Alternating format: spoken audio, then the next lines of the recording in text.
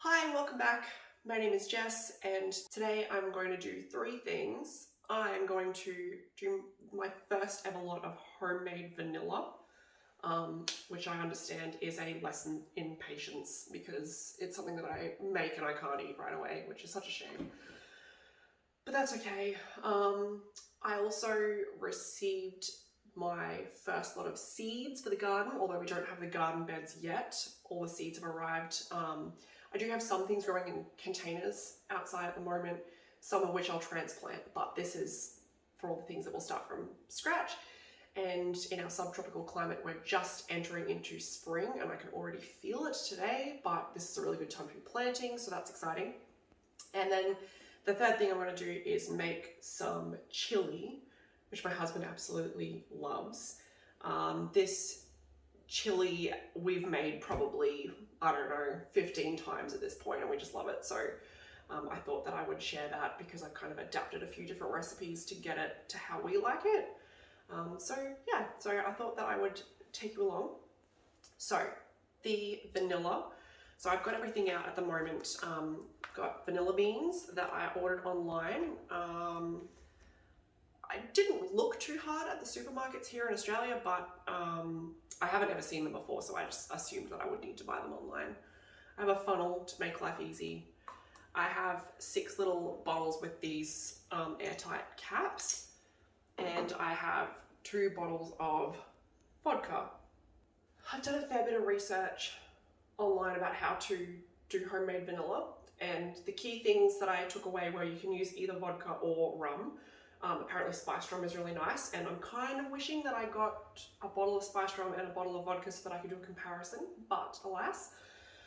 The vodka has to be, most of the things that I was reading about are American. I haven't found like an Australian person making their own vanilla and putting a guide online. So they talk about 80 proof alcohol. We don't talk about proof in Australia, we talk about alcohol content. So 80 proof is equivalent to 40% alcohol content. So I had to buy something that was at least 40%. A lot of the more affordable vodkas are around that 37.5%. Being that this is my first time, I really didn't want to try to save money and buy something that was a little bit less expensive and then find that it didn't work. So I just went for it.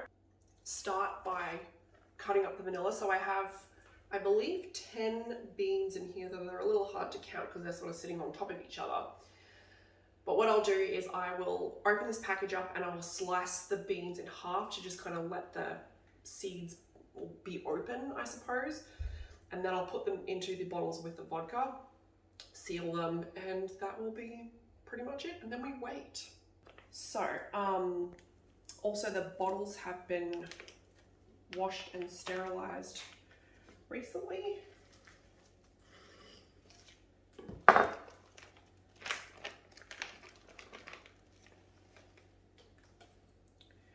Vanilla beans. So I have never ever seen a whole vanilla bean like this before in my life.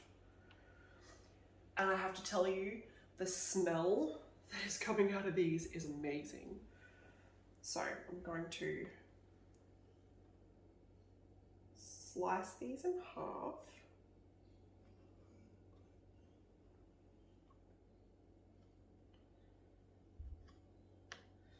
They're going to be too tall. They'll just fit.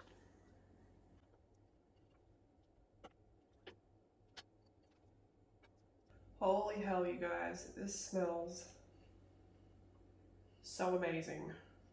I think it seems to be like a lot of people in America were saying, you know, just buy cheap vodka. Alcohol is not really that cheap here in Australia.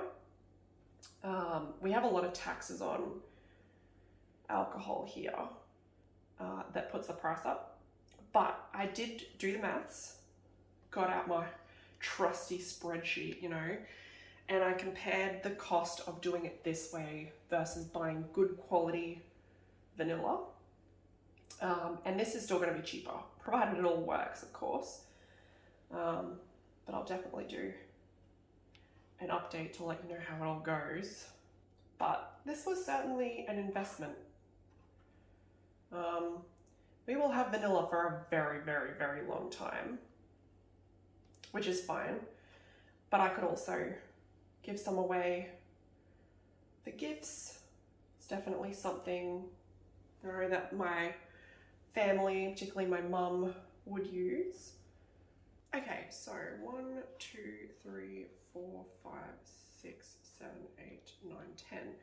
So I have 10 sort of scored vanilla beans. I don't know if you can see that. Opened up, it's just all those little beans inside there. They're so tiny, but they're so pungent. It's delicious. So I have 6 bottles. 1,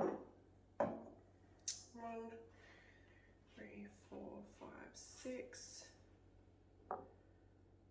And then maybe I'll do a couple of them. I'm just gonna have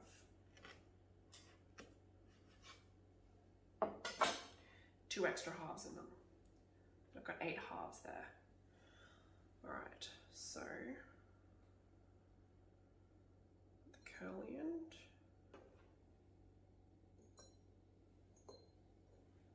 Some of these ones that are a little bit taller, I'm just cutting them up a little bit more so that they don't, then there's no chance they'll be sticking out of the vodka. Because I don't think we want that. I think we want them to be totally submerged. Is that one okay?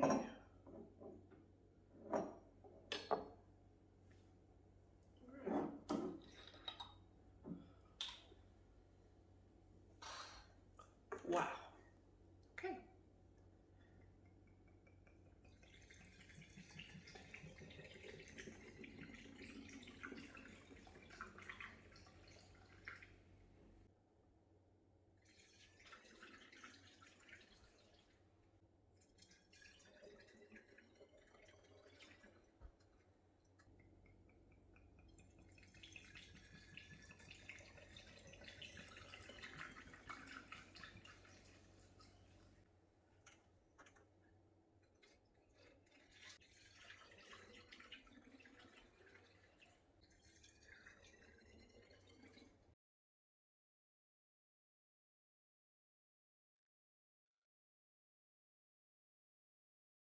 Okay, so one thing I have done is cut any of the vanilla beans that were protruding out of the water.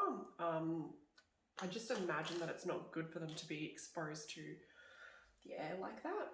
So here is the finished product.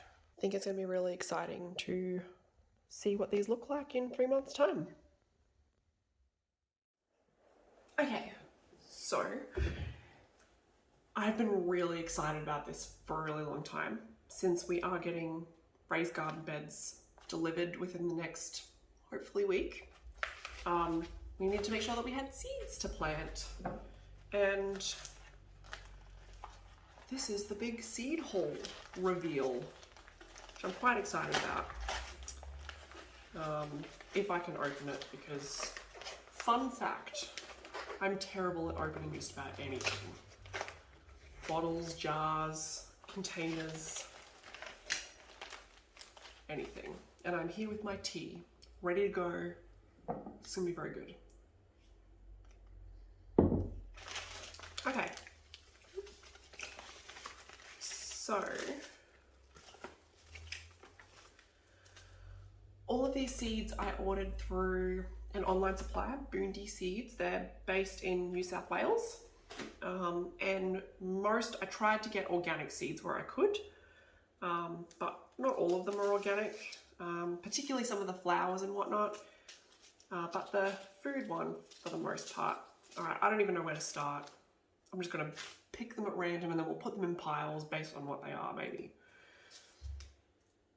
Parsley, curled parsley. It says to sow in autumn to spring in the subtropics. So if you're not familiar, I'm in southeast Queensland. This is a subtropical climate. It gets really hot and humid here. We have massive problems with humidity, with food growing and humidity.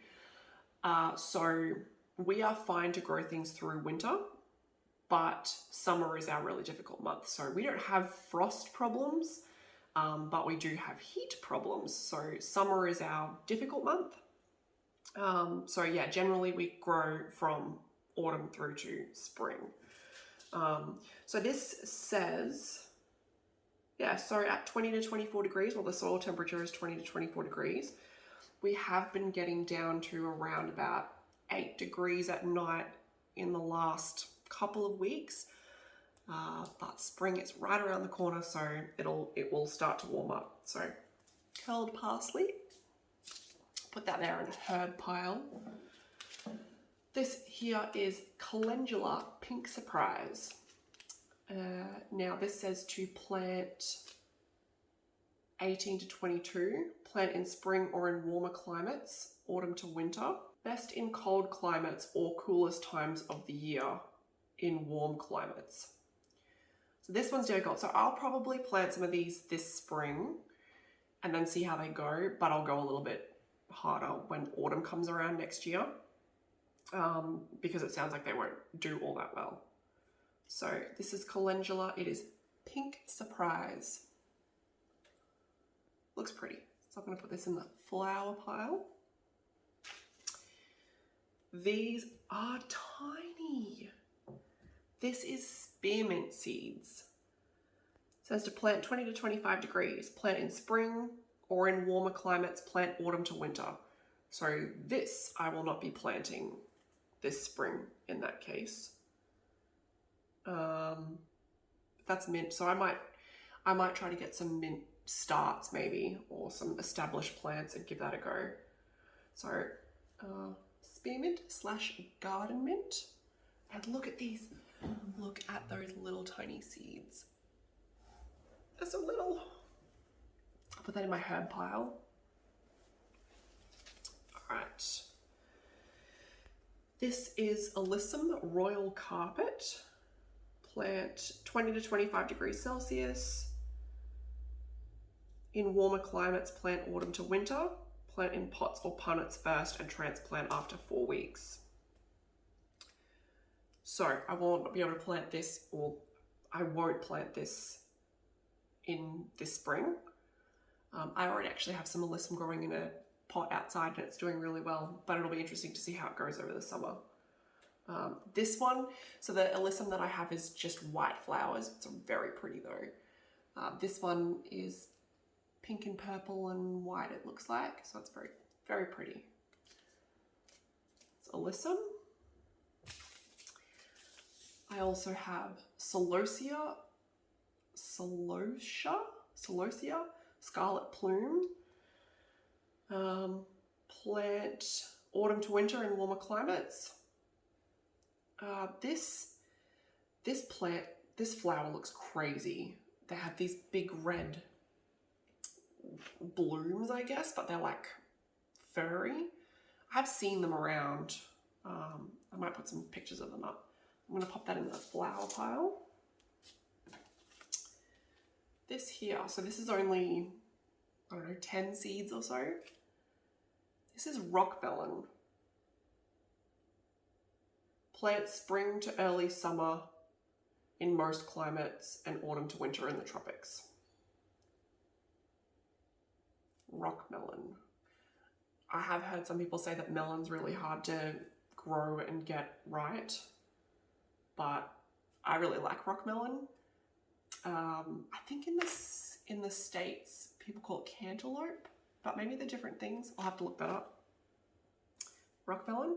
I'm going to put that in the fruit. I'll do a fruit pile. So I'll have herbs, flowers, fruits, and vegetables. That's what I'll do. Okay. Strawberries. Plant spring to early summer. Cold scarification is required. Plant in pots or trays, sow the seeds on the surface 10 centimeters apart. So it says to put them in the fridge for 4 to 6 weeks. Then move to room temperature and keep the tray at 18 to 22 degrees. Most of the time I've seen people buy strawberries as starts or even as runners. I haven't ever seen strawberry seeds, to be honest, going up. Probably exist, but I haven't seen them. So this will be interesting. This will be an interesting experiment. So that's strawberries. Put that in the fruit pile. We have lettuce, Little Gem. This is, says again, autumn to winter subtropical. So that I won't plant until next year, but that is lettuce. Vegetable pile. All right. These look awesome. These are pumpkin seeds. You can see those. This is the Australian butter pumpkin. Same thing, autumn to winter in the tropics. Plant spacing 120 centimeters. So these will get very big. We'll probably run out of the garden beds that we've got. So, but that'll be fun. So that's pumpkin. Tomatoes. These are tomato tomatoes. Apparently really well suited to our climate here. They're a really hardy tomato. Harvest in 8 to 16 weeks. Requires staking, so they'll be an indeterminate tomato. Oh, cool. Tomato tomatoes. Bird's eye chilies.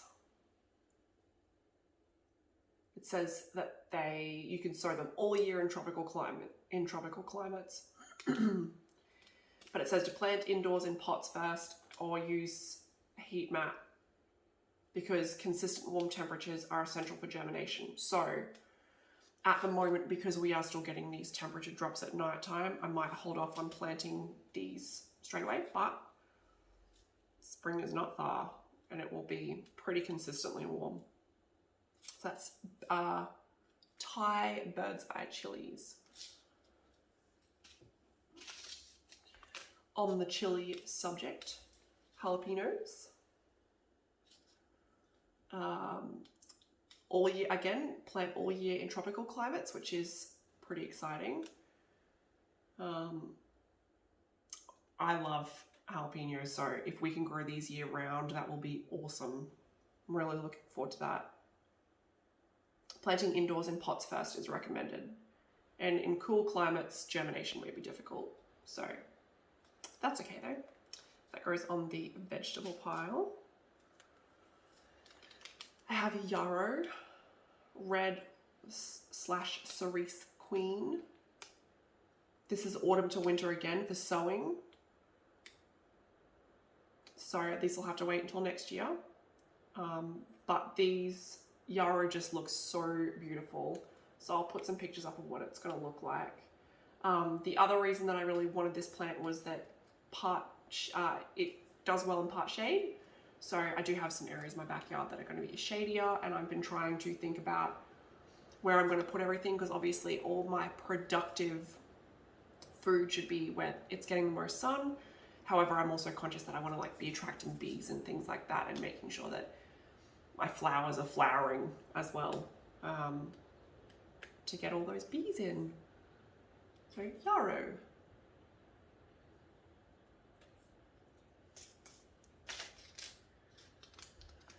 All right, we have watermelon. Autumn to winter again, so this will have to wait. So again, I have heard that melons are quite hard to grow, so I'll see how I go. I'll have to do some research on that, I think, online, and just make sure that I'm prepared when the day comes. I don't want to waste all my seeds, but it's okay. If things don't work, then it's a lesson learned at the very least. I'll put that on my fruit pile. These are cherry Roma tomatoes. Again, it says autumn to winter. So I might end up just doing some starts for spring. I do have one tomato plant going at the moment, but I might grab a couple more starts once we get the raised beds and save these seeds for autumn when it comes along in February. Our autumn is February to the end of April, so I'll put this on the vegetable pile. All right, sweet basil. I mean, basil is just so versatile and it's so good fresh. So this is something that says sow all year in tropical climates, which is great because you can make pestos, pastas, salads. Like, basil's just fantastic. So I'm really happy for that, and maybe even do some succession planting with basil and make sure that I've got a constant supply of it. So yeah, that'll be really good. And they're really good to plant with tomatoes. They're a great companion plant to tomatoes, I have heard. So I'll put that on the herb pile.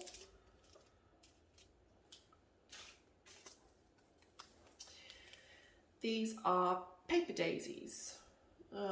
So I think these are also known as straw flowers, straw flowers, and they are really dry, and like when you touch them it sounds like paper. They're very, very, very pretty though. So this is another one I'll likely do in autumn. But these will be really nice, I think. So I'll pop these on the flower pile. Oh, and you can get them in lots of different colors, but I picked white for these ones.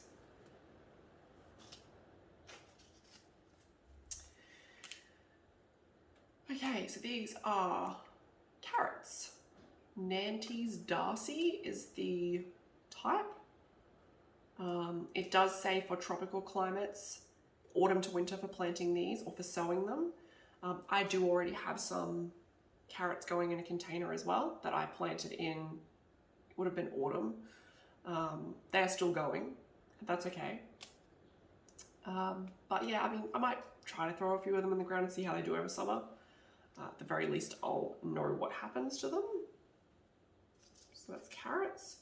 It's something, we do eat a lot of carrots, so it's something that I definitely would like to have like a constant steady stream of, if possible.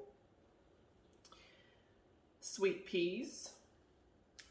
Now, my granddad used to always have sweet peas in his vegetable patch, and I love the smell of them. And we used to cut them off and bring them inside and put them on the kitchen windowsill and whatnot. So I think these will be really nice. It does say that they prefer cooler weather. However, I've seen them grow here plenty of times, so we'll see how this variety goes. Maybe there'll be a better variety for my area, but I guess we'll find out. So I'll put that in the flowers. This is it's called Bean Lab.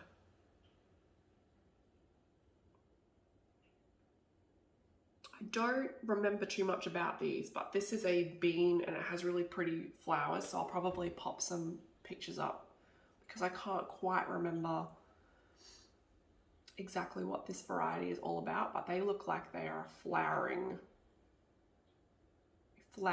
plant. So I don't know whether I should put it in with the flower section or the vegetable section. I think I'll put it in with the flower section. But that's that. Beans. Got some artichokes. Artichoke green globe. So these are a perennial, so they'll keep coming back. It does say in cold climates to protect from frost to ensure survival through the winter. And it says in the warmer zones that plants will live for approximately 5 years. So I can't say that I'm a huge eater of artichoke at the moment, but I would like to definitely give it a go in the veggie section. And Snapdragons. These are the Dwarf Tom Thumb mix. So I'm growing some Snapdragons at the moment, but the flowers are sort of dying off. They've been probably in my container for around 2 months maybe now. So I don't know if it's just because it's getting too hot for them. They might be quite sensitive to the warmer weather. I'm not sure, though it's not warming up that much yet. So maybe they've just bloomed and they've done their thing and they're ready to go. But I think I really like the look of Snapdragon, so I think those will be really nice. So that goes in my flower pile. And then whilst not part of this delivery that I've just got, I also managed to find some of these seed potatoes. They're Dutch cream ones. So apparently these are really, really, really good for mashing. But I've had a really difficult time finding seed potatoes in Australia. So the big, like I've been to a few nurseries, but also our big hardware store / garden centre is Bunnings here. And there were signs for seed potatoes out, but there were no seed potatoes. So I had a really hard time finding them, but I did find these at Aldi. There's a kilo of them. I've never done potatoes before, so I will likely put these in grow bags though. I won't do them in the raised beds, but I'm excited to get these in the ground too. So just to recap, we got all of these vegetables and flowers and some seed potatoes and a few herbs. That's parsley, basil, and mint. And also these 2 melons and strawberries.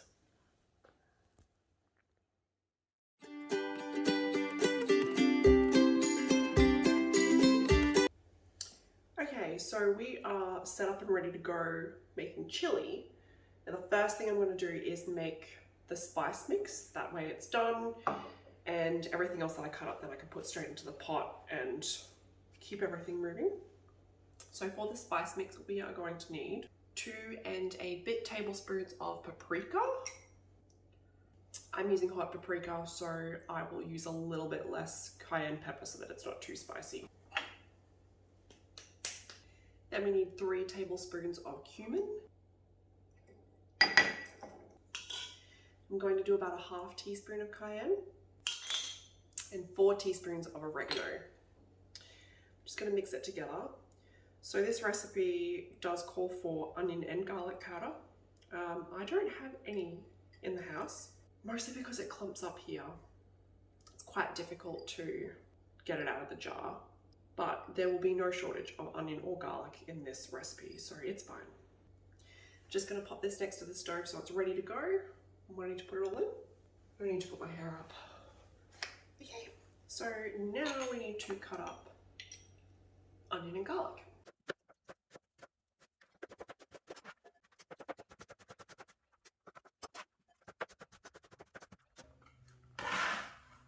So we now have 2 large onions in our bowl now. They are really roughly chopped. I didn't worry about dicing them in any particular way. And we'll move on to our garlic. So I've got 7 big cloves and 1 little bobby clove.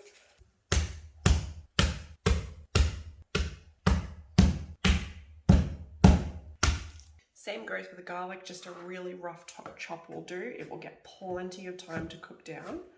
I'm not really too concerned about it being a bit chunky. Okay, so I've got my pot heating up now. I'm going to put in some olive oil. And I'm going to cook, I'd say this is about somewhere between a tablespoon and 2 tablespoons. I'm going to cook the onion first, then I'm going to chuck in the garlic and let them cook for a little bit. Then I'll add mince, let that brown off, and then I'll start to add.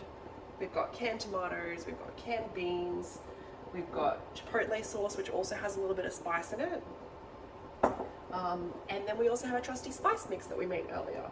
So at this point, it's really just throw everything in the pot and let it go. The pot is on a medium heat, but if you remember, this burner is a beast. So the onions are starting to sizzle. We'll just have to keep an eye on them because we want to make sure they don't burn. And now would be a great time to start to clean up some dishes.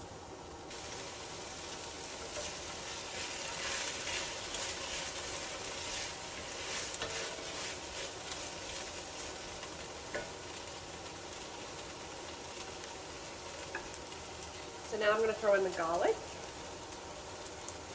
I normally like to let the onions cook for a little bit before I put garlic in, because I do tend to find that garlic can burn, and it often burns before onion burns. We are ready to put our beef in. So I've got some beef that I've defrosted.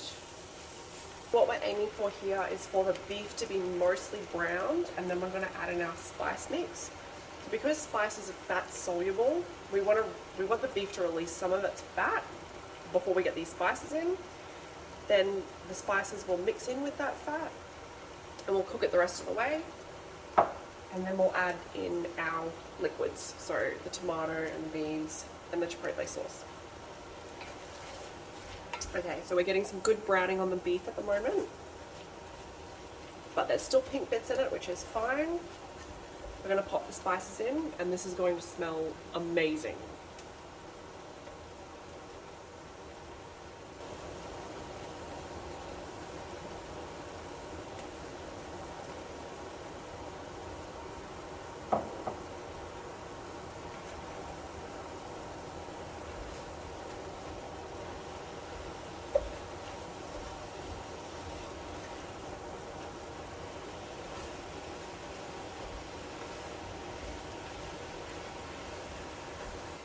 And we'll just continue to break it up as we go along. This is also 1 kilo of mince, which is about 4 pounds. And in case you're thinking, that's a lot of chili, it's because it is a lot of chili. So we normally make our chili pretty thick. I often have it with rice, sour cream, guacamole. My husband likes it just plain by itself.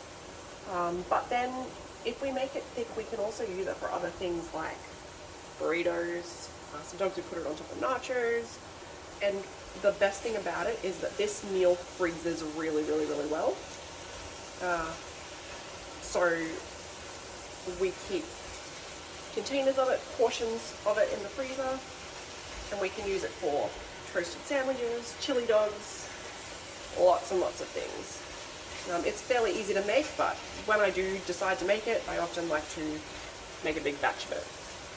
Okay, so I'm really happy with how the mince is looking at the moment, so I'm going to turn the stove down a little bit, and I'm going to start to add in my other ingredients. So I've got 2 cans of crushed tomatoes, no additives in these ones, just plain crushed tomatoes. I'm going to add this chipotle sauce. I have also got chipotles in adobo sauce before, but I feel like this really gives it a really, really, really Mexican flavor. I've also got 1 can of kidney beans and 1 can of black beans. You can use 2 cans of each, or Mexican mixed beans, it doesn't really matter. That's what I had in my pantry. So I'm just going to drain them.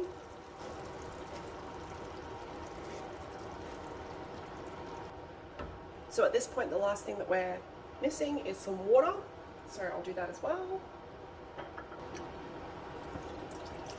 So that was about 1 cup of water, or just shy of. I would normally add anywhere between half a cup and 2 cups of water, but because my ingredients often change every time I make it, slightly, depending on what I have on hand. I'll see how this goes to start with. This is going to cook for about 1.5 hours. And I'll wait until it comes to a simmer that I'm happy with. Then I'll let it cook for 1.5 hours, but I'll keep checking it along the way and see whether it needs more liquid or whether it's looking okay.